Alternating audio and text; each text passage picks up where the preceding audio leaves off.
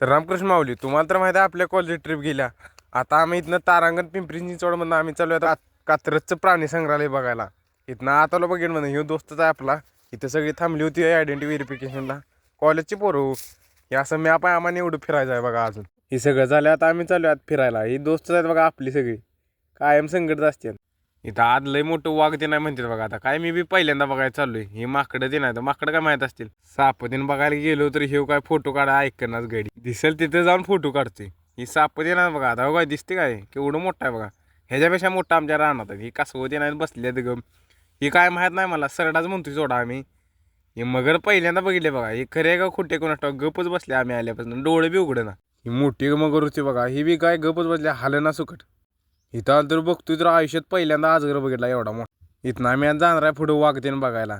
चालू बघा वाटलं वातावरण बी एक नंबर झालं तर संध्याकाळचं टायमिंग होतं. इथं आलं तर बघतोय तर हसवल होतो. ते काय नुसतं आत बाहेर करत होतं. इथं थांबलो आता आम्ही जाणार होतो पुढं कारण उशीर होणार होतो. वाघ काय बघितला नाही आणि पुढचा पार्ट तेवढा टाकणार आहे तेवढा बघा.